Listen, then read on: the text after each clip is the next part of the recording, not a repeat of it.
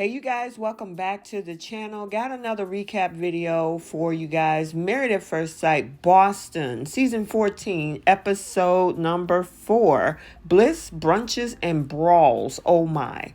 So, I know you've seen the thumbnail, the tale of two Karens. We'll definitely get into detail because a lot happened in the episode and a lot happened, gave us clarity on the after party. And I'm going to talk about and break down both.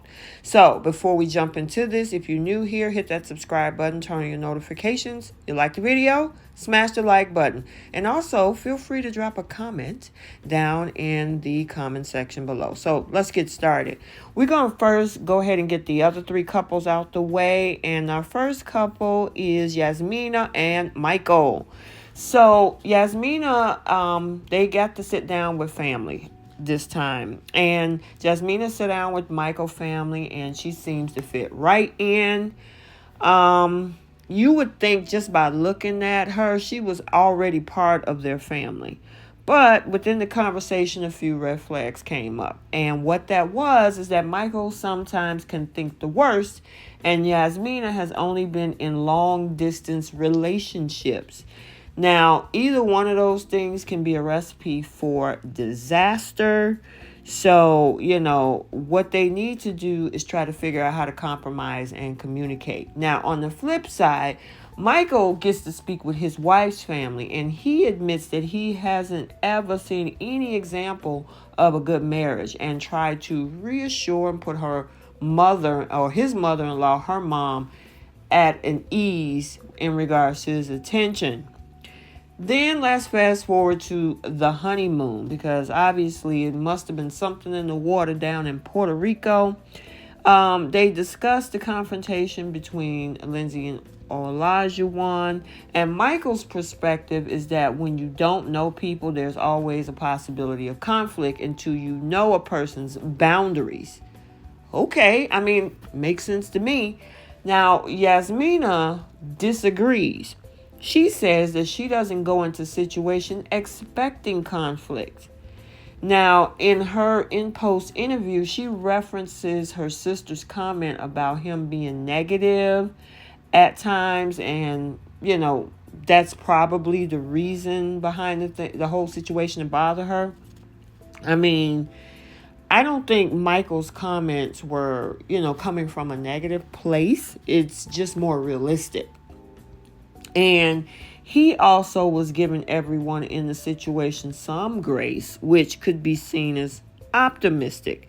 Now, when you take strangers and put them close together in close quarters with each other, of course, there's probably going to be some issues, especially when you're trying to get to know one another. And there's always this quote that expect the unexpected. So, it's one thing for her not to go in expecting conflict, but like Michael said, you really don't know other people's boundaries until you actually meet them. So I'm wondering if this is going to be an issue going forward, her being more of an optimist and him making it look like he may be a little bit more pessimistic and always assume the worst in everything. That's not going to work out well if they don't get that together. But with compromise and communication, it could work. It could fix itself. So let's continue. Okay, let's talk about Noi and Steve. So we see Noi gets emotional while speaking with Steve's parents. Now, she was definitely impressed with her husband's openness to wearing the traditional garb at the wedding.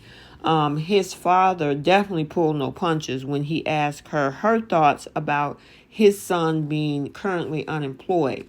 However, we see Noi takes it in stride and responds that she is definitely sure that, they'll eventually get on the same page. Now, on the flip side, Steve is grilled by Noi's brother about everything from career, finances, and children. And right now, these two are definitely in the exciting phase of their new relationship, aka the honeymoon phase.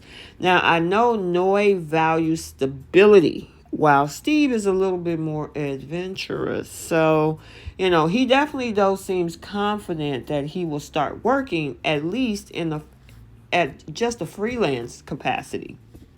Now, for someone who values travel and experiences, it questions whether or not he's the type of person that likes to sit behind a desk for too long. But who knows? Maybe, they'll find a way to both compromise. So, one thing I will say about freelancing is freelance projects can pay really well, especially depending on the field that you're in. So we don't know how much he get paid for freelance projects. Now, would you say it's steady income? Possibly not, because projects come in as they come in. It's not something like with a 9 to 5. You go in, you know that there's work to do, and at the end of the day, you punch out 5 days a week, every 2 weeks, or every week, and you get a paycheck. Projects are a little bit different. They come and go. So it depends on the consistency of the projects he received and whether it's going to be something to supplement him throughout the process. The other thing is, does he have savings? And that might be a possibility, because you can't just go around traveling for 4 months, even though you might be in your car, but you got to have money for gas, you got to have money for this and that. So it's a possibility that, being that he is a sales engineer, that he actually have money put away. He could be got a compensation package when they let him go due to C-19. A lot of companies did that. There were companies that, even though you got let go, if you've been there for a while, you got a package, money package, compensation package to go with you. So who knows? We just don't know the full extent of, where his financial standing. But the narrative for the show is that they're really trying to focus on the fact that he does not have a job, and whether this is going to be an issue for Noi. So we'll have to definitely continue to watch and see how this all progresses. But at this point, Noi is just taking it in stride. So we'll have to see what happens. Let's continue. Okay, next up is Alyssa and Chris. Oh my God. So now we, get into this whole thing with this whole Karen-ish thing that I'm seeing the fans talk about. So Chris is still confused as to what he could have done to cause this girl to be so uncomfortable with him. Now, when they arrive to the hotel room, he tries to speak more about the situation, but Alyssa declined. Yeah, very awkward. Now, this is so unfair to keep this guy in the dark. Nothing was said at the wedding that should have upset her so much to, for him to be even treated this way. Now, honestly, I think she's doing this because she isn't comfortable staying the night with him. Okay, if that's the case, then just tell him that, rather than have him wondering what he did wrong. There was a post interview where Chris shared that he and Alyssa did speak off camera the night before, about 2:30 in the morning. He questioned her further about everything, and she admitted to him that they just don't vibe. The next day, they speak again on camera, and he accuses her of just being checked out. Really? Yeah. I don't know any other way to describe it. Things got messy when clips are shown of her talking about her expectations. In one clip, she talks about liking nice teeth, and then, of course, again, shade to the production team, they show his teeth again. Yeah, the bottom line is that this girl is not attracted to him, but Alyssa seems to be looking for any reason to take a step back. She claims she's willing to see how things go no matter the outcome, but it looks like BS. A lot of people are calling it BS. If you're not open to truly getting to know someone despite their looks, then why even come on this show? So I don't know if you guys watched the after party, because Keisha definitely doubled down on questioning her about this whole situation with Alyssa and Chris, because Alyssa was on the after party. Check out this clip and let me know what you guys think. I'll be back. Looking back on this, do you have any different perspective or different insight versus when you were in the moment? I feel the same way now as I did in that moment. I didn't feel respected. I didn't feel like I could trust him. Looking back, You keep talking about things happening in private and you not wanting to share and feeling disrespected when things are shared.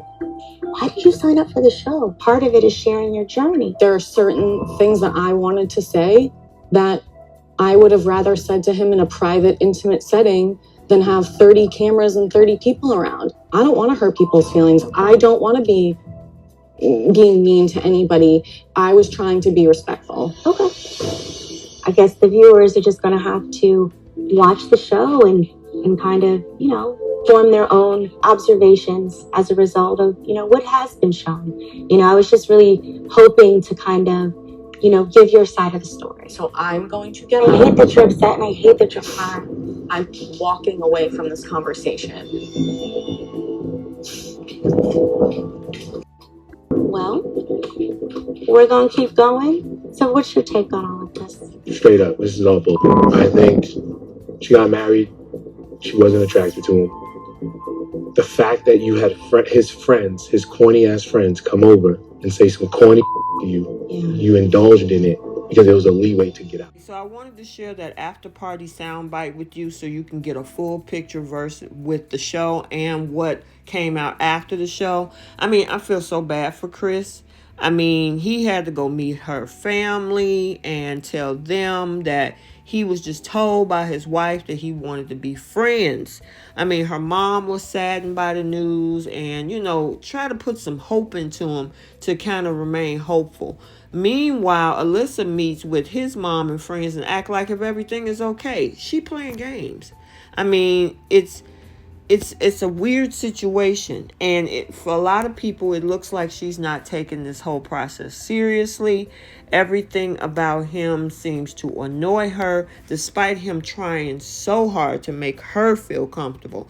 And then after being ignored since the wedding, Chris tried again to see if his wife is willing to act like she's married to him. I mean, he's definitely beyond frustrated that they've only spent a total of 40 minutes together. I mean, she isn't even willing to share a room. And these whole things about her not feeling safe and, the fear factor that she has about him. I mean, come on, stop. Don't use those words. Don't use those words when you're just not vibing with him. I mean, he's definitely disappointed by the match because she looked like she's just giving up.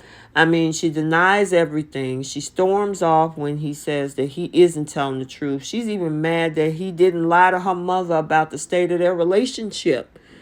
I mean, it makes you wonder why production and the experts even put these two together. It looks abusive on her end. The behavior, not her. So let me clear that up. Any behavior looks like that. And it seems like, it's humiliating, and it's just so unfortunate.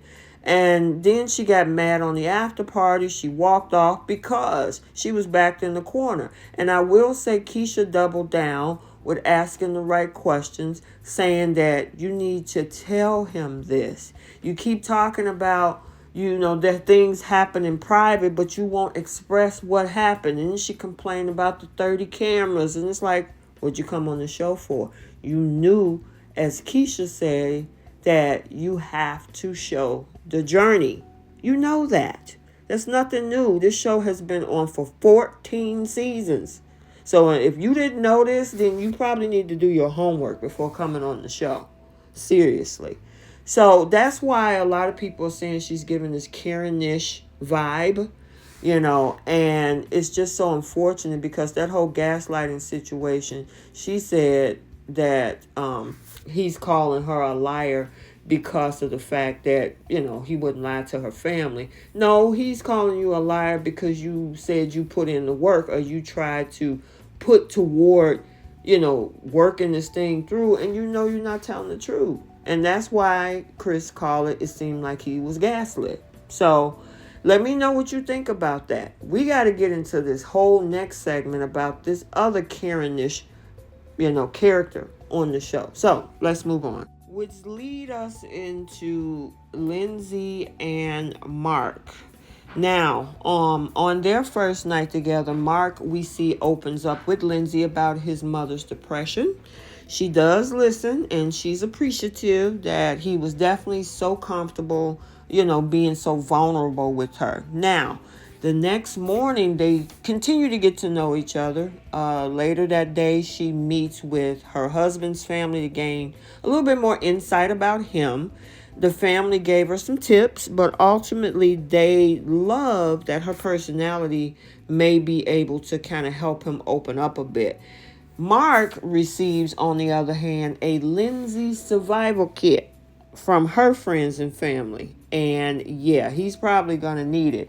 Now, although they do love her, they are definitely very open with him about him needing to kind of reel her in at times. And you can definitely see how her in your face personality can be a lot of times. But, it's nice that sometimes she can be unapologetic, I guess. But, I don't know how that's going to affect their marriage.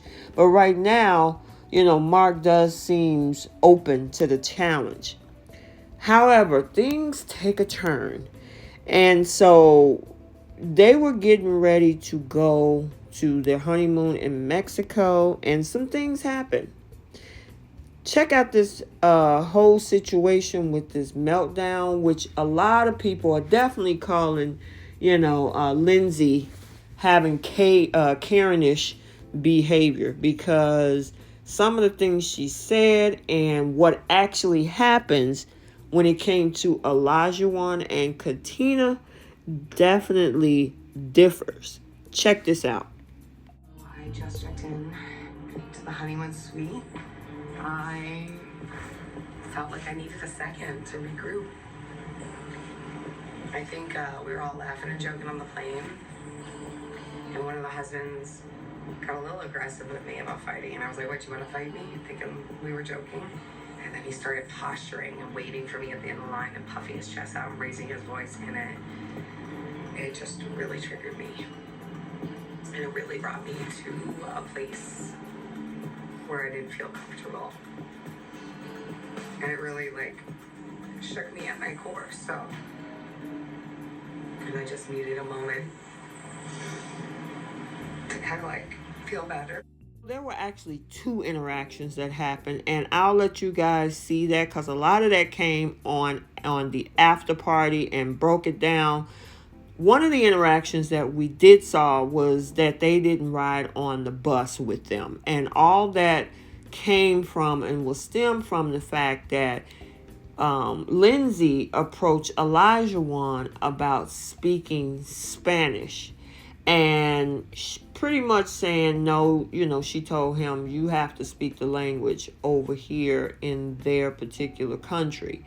And he had an issue with that. He's like, okay, I don't know a lot of Spanish, and everybody probably don't know how to speak Spanish, so don't try to tell all of us what to do. You remember the bus interaction, and that was something that was discussed on the after party. Check out these details and the other situation that happened as well. I'll be back. So, Olajuwon, Yes. walk me through the situation, please. So we're sitting on there's a lot of things that happened prior. Okay. I think Lindsey got caught up with cameras, and she felt for that, I need to be spotlight of the camera. The first time she met me, she came up to me, I had slippers on. She doesn't know me from a hole in the wall. And she says, man, you're fly, but your slippers look cheap, and this and that. That don't sit well with me. You don't know me. You don't judge anybody, make any comments. I let that slide. Mark was there. Yeah. I let it slide. Now we're on the plane. And she made little remarks. She's sitting right behind me. Sitting right behind me. So it's tough to ignore, but I ignored him twice, but we had the flight attendant come out to us almost 2 to 3 times and told Lindsey herself to stop yelling, sit down in your seat. Put your mask on. Yeah, put your mask on. Just had the baby here. I'm trying to get to know my wife. So, Mark, I'm looking at your eyes right now. I get it. This is your wife. But what is your take? It was just awkward. Okay. Because I had just met Lindsey. You just met him. I just met Olajuwon. Right. And I could see it from just my point of view, I was like, man, he's giving her like 1 or 2 outs to just stop poking. And then it just escalated. And I felt bad that she was so upset. Right. But I also let her know, like, we just met. This isn't what I want in a wife. If this is what you want to do, we're not going to work out. What'd she say? She didn't say anything. Okay. I'm not a guy who has confrontation, so I don't like it because it's not me. If you're gonna dish it, you gotta be able to. You can't keep poking and prodding at people and then be mad when they react. And Keisha was absolutely right. You can't start problems. And I'm glad that Mark was able to see that. I will say, obviously, the cameras and production only gave us a piece of that. They didn't show everything that led up to that she kept poking and prodding. She talked about his shoes. She was messing with him on the plane. And then this whole thing about speaking Spanish on when they got to Mexico. I mean, Mark, there's got to be something that you see there that's like, look, you can't be starting stuff. And then when somebody come back to defend you, and especially Katina was definitely going to speak her piece because she was the one that was also all in and said, who are you talking to like that? So also get a chance to check out, I was about to say Unfiltered, the after party as well to see everything. I just wanted to give you a couple clips on why people were saying that she giving Karen-ish vibes. Because you go and you poking the bear. Mark co-signed it that she started it. And then you get on camera and wants to play, oh my, he looked like he was aggressive and I didn't feel comfortable and it triggers me. And I'm like, you shouldn't have went over there talking to him. You don't know this man. You don't know him. And my thing is, I know a lot of people aren't feeling Olajuwon, whatever. They frame the ex-playboy, all this kind of stuff. But at the same time, that don't give you the right to go poking at somebody, trying to get a rise out of them. And then you get on camera and then you want to act like, oh my God, I was afraid for my life. Don't do that. Don't do that. It's not a good look, especially when you choosing, a man to do that with. Okay? So it doesn't help real situations when women do stuff like that. It doesn't. So, I'm back at it. I just don't like that. And that's why, folks are saying that, she was giving these Karen-ish vibes. And I'm glad with After Party, which I noticed a difference in Unfiltered, we get a lot of more candid information that we didn't get to see on camera. Sometimes on Unfiltered, they'll tell us a little bit here and there, and then, But Keisha digs. I like the fact that she definitely doubled down to get the truth out of folks and get the real story, outside of what we don't see on camera. So let's continue because we still have to talk about Olajuwon and Katina's experience outside of this situation. So let's go. Okay, speaking of Olajuwon and Katina, Olajuwon got to meet Katina's family and started off the conversation with telling them he needs to work on cuddling. Okay. Obviously, his cuddle game is not there yet, but Katina is definitely willing to help him with that. Now, one of her male friends get right down to business and want to know what his intentions are. Now, this friend definitely has Katina's back because he isn't letting Olajuwon get his way through this conversation. Meanwhile, she also meet with her husband's biggest cheerleader who, passes on the title to her. So I guess that jersey and everything that I think that was his mom had gave Katina because Olajuwon used to play football. She gave that to be now the wife being his cheerleader instead of the mom. So I thought that was cute. On the flip side with this whole thing with her male friend and Olajuwon, I understand the protection. The thing is, Olajuwon definitely has, I guess he has a difficult way of trying to really express himself, and he gets real nervous and he talks fast, and sometimes what he say, I think maybe he just need to think it through first and then communicate it because it could come off kind of superficial. And I think that's what the friend was picking up on, and that his answers sounded superficial. I think that's what he actually said. So honestly, I think this man is all in on Katina, and she doesn't judge him. Because most women would see his past as a red flag, but the fact that she's giving him the opportunity to see if there was any progression in the 2 years that he's taken away from his, previous lifestyle, in college, in his 20s, which is pretty much what a lot of college students, in some, not all, but, they tend to do. The thing is that she's not judging him for that. And she also has her past, and he's not judging her either. I like that dynamic. Let's see where this can go. And honestly, like I said in my previous video, I'm not going to sleep on these two. I honestly think that they probably may. I'm rooting for all of the couples except for Alyssa and Chris.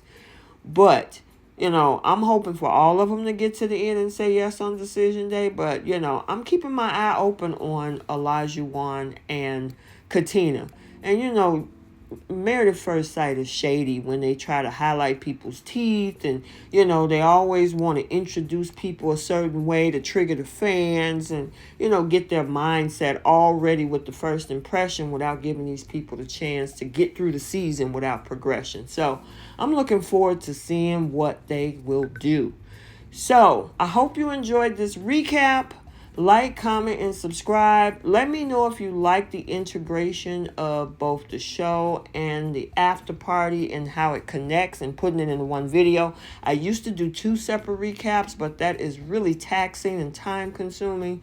So if you like it better where I can actually integrate the 2, let me know down in the comment section below. So until the next video, like, comment, and subscribe, and we will see you soon.